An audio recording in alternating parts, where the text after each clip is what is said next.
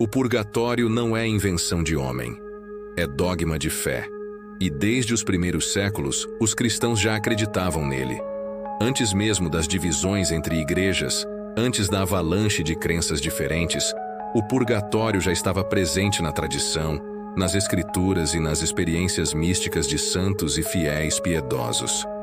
Hoje eu vou te contar como o purgatório surgiu e por que ele existe. E eu tenho certeza de que esse vídeo vai tirar muitas dúvidas do seu coração. Antes da encarnação de Jesus, as portas do céu estavam fechadas. Isso mesmo, ninguém, por mais justo que fosse, podia entrar no céu. Houve um tempo em que o homem falava com Deus face a face como um filho amado. Mas com o pecado original, essa comunhão foi rompida. O pecado manchou a alma humana. E como Deus é santo e não pode se misturar com o pecado, a justiça divina passou a exigir reparação. E o mais incrível é que a própria alma sabe disso. Ela se acusa. Como aconteceu com Adão e Eva. Ao ouvirem os passos de Deus, se esconderam. O pecado traz vergonha e a alma manchada não consegue olhar para a santidade. É por isso que a alma deseja se purificar. Ela quer, por amor, estar digna de ver o Criador. Com o pecado original, todos passaram a nascer manchados, e mesmo os mais santos do Antigo Testamento não podiam ver a face de Deus. Eles ofereciam sacrifícios, mas o sangue de animais não era suficiente para satisfazer a justiça divina.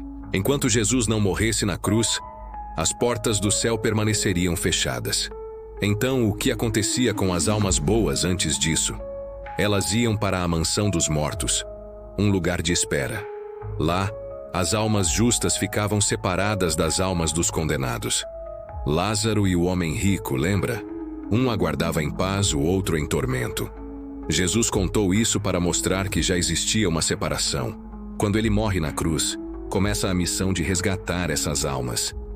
Assim como Jonas ficou 3 dias na barriga do peixe, Jesus desce ao seio da terra, vai até a mansão dos mortos e liberta milhões de almas, entre elas, Adão, Eva, os profetas e os que amavam a Deus. As almas condenadas, essas nem chegaram a vê-lo. Quando Jesus ressuscita, as portas do céu são abertas.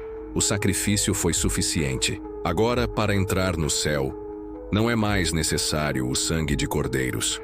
Só o Cordeiro de Deus é suficiente. Mas isso não quer dizer que a purificação acabou. A alma precisa estar completamente limpa. Mesmo com o sacrifício de Cristo, a santidade continua sendo condição para entrar no céu.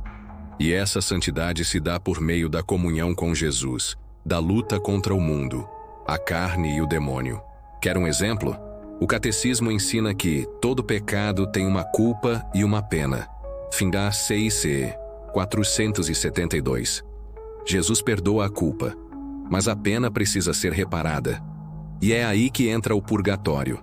Inclusive, se estiver gostando do vídeo, já deixa o like e se inscreve aqui no canal. Assim você me ajuda a continuar evangelizando com mais conteúdos como esse. Voltando. O purgatório não substitui o sacrifício de Jesus. Ele é uma extensão da sua misericórdia. Foi a Santa Faustina que ouviu de Jesus que o purgatório é a última gota da misericórdia. Sem ele, muitas almas iriam para o inferno, porque mesmo arrependidas, não estariam totalmente purificadas. E diante da perfeição divina, uma pequena mancha impede a visão beatífica. Pecados veniais, impaciências, olhares tortos, gestos de grosseria, indelicadeza, egoísmo. Tudo isso, se não for expiado na terra, precisará ser purificado no purgatório. Porque para estar com Deus, é preciso ser um espelho de Cristo.